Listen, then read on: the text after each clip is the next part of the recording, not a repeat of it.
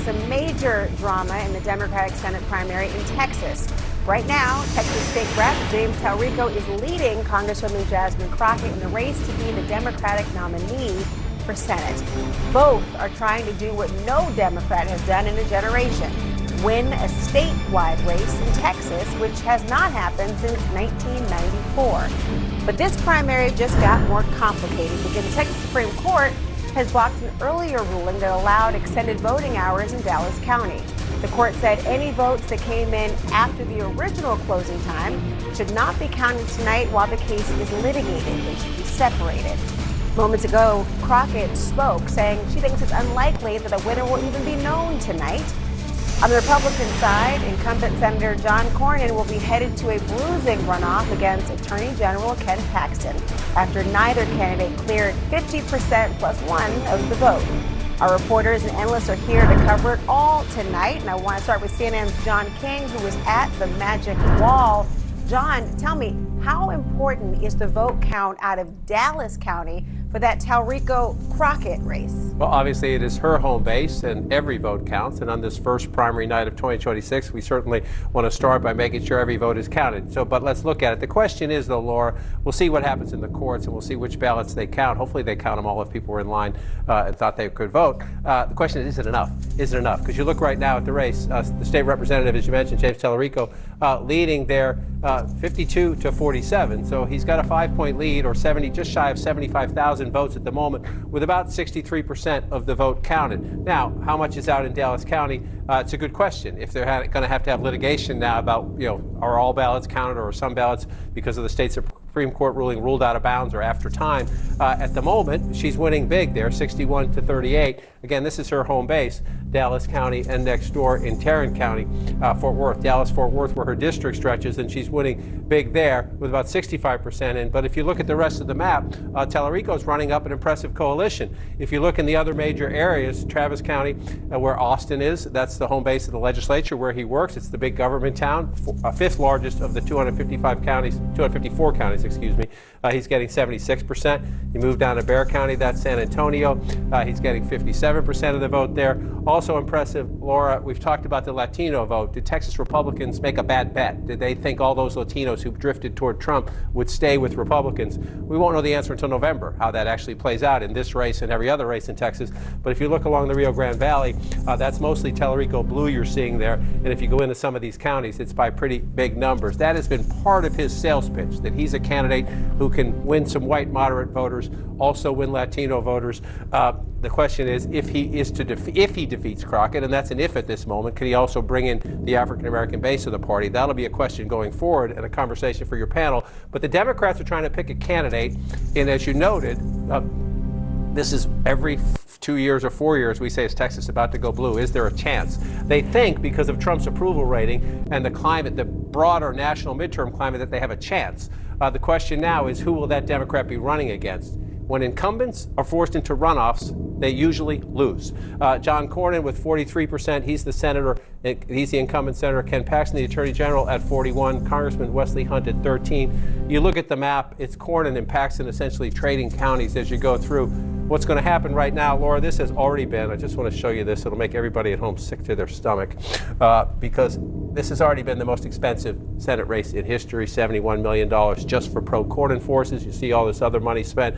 The question is, you have a Republican runoff that goes into May in a midterm election year where Republicans have to defend a lot of ground nationally, a lot of expensive places outside of Texas they need to defend.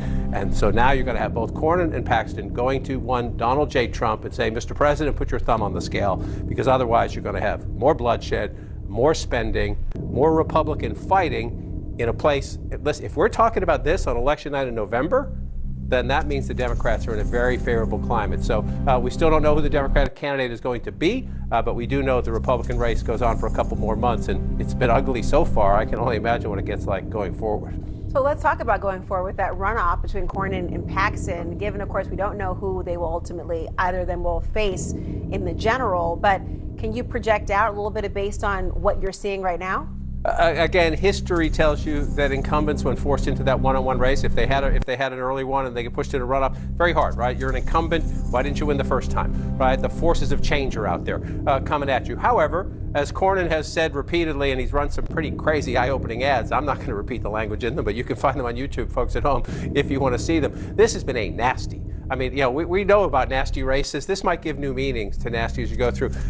Paxton has had a number of character challenges, a number of ethical challenges, and Cornyn has tried to take advantage of them. But despite all that money he spent, I just showed it to you, they're running almost even in that race. So the question is what happens. You say, so you look at the map like this and you say, can you find a strength or a weakness when it's a one-on-one? It's pretty hard, actually. I just want to show you, if this is overgeneralizing. But this is Bush versus Trump. Cornyn goes back to the George W. Bush days, the Karl Rove days in Texas. Even though he has tried to draft with Trump, in Washington, like a lot of Republicans do, he's not performative like Trump. Paxton is a mega Republican. He sues to help Trump. He says elections were stolen and things like that. So you look at, for Cornyn to win, he needs the traditional, college-educated, suburban, affluent Republicans. In Dallas County, he did pretty well there, 53% to 31%. What struck me is you come down here to Houston and Harris County, the fastest-growing part of the state, they ran even down here. So your more traditional Republicans in that part of the state did not go Cornyn's way. There, you come over again, to the big government town here. This is where Cornyn did have a bigger margin. Your establishment Republicans are around the government town. This is the lobbyists and the fundraisers and things like that. And so you can look at it and see some of the establishment, anti-establishment. Up here in these rural counties where Trump usually runs it up, Cornyn's actually doing pretty well. These are places, I mean, not by huge margins, but these are places Trump has won. So I can actually I can go one place and make the Cornyn argument. I can go somewhere else and make the Paxton argument. I will just tell you, in 40 years of doing this, if you're the incumbent and you get forced to a runoff, that's a problem. But again, given all the Republican dynamics nationally and where they're going to need money and need resources and they would like to focus their attention, the next question in this race will not be the voters in May. It'll be Donald Trump, like tomorrow. I'm curious also who gets Wesley Hunt's votes going forward as well. John King, stay with us. We'll come back to you in just a moment. A lot to get to tonight. Jasmine Crockett says that she thinks we won't even know the winner of the Democratic Party tonight because the Texas Supreme Court blocked a decision from a judge who ruled that Dallas polling places had to be kept open for 2 hours later than usual. Here's what she said just a few moments ago. But I can tell you now that people have been disenfranchised. The polls were supposed to stay open until 9. According to a court order. The Supreme Court, just a few minutes ago, just said, shut it down.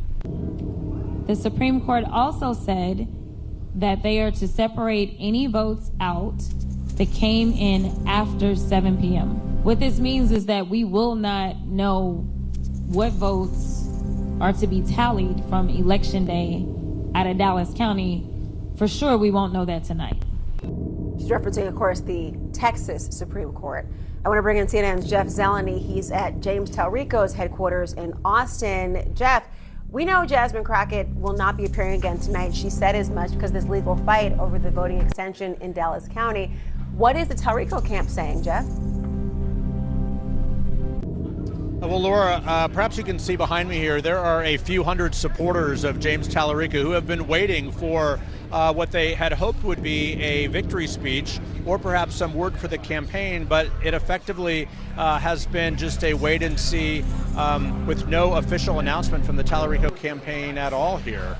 So it is unclear what is coming next. One thing that is clear, the Talarico campaign is confident of their showing across the state of Texas. They believe that they have done very well with Hispanic voters. They believe that they have done very well building a coalition. But one piece of that coalition that, of course, is important to any Democratic candidate is African-American voters, and they largely supported Jasmine Crockett. So that is one of the reasons that I am told that the Talarico campaign is treading carefully here. They are obviously not wanting to disenfranchise any voters and obviously wanting to wait and see for a bit. But the question is, how long does that go? Of course, we are just about a little over an hour after the polls closed here, so not all that much time has passed, but certainly a significant here. But we've not seen James Talarico.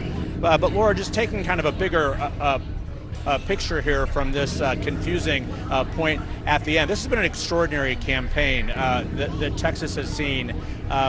Jasmine Crockett, of course, a rising star in the Democratic Party, and James Tallarico, and they were effectively aligned on policy issues, but in a very different stylistic approach about what type of fighter to be. Jasmine Crockett, of course, wanted to be a louder fighter against President Trump and Republicans. James Tallarico often talked about bridging some of those divides, but did push very hard on immigration. So Texas voters had a choice, and we see what the vote has come in so far.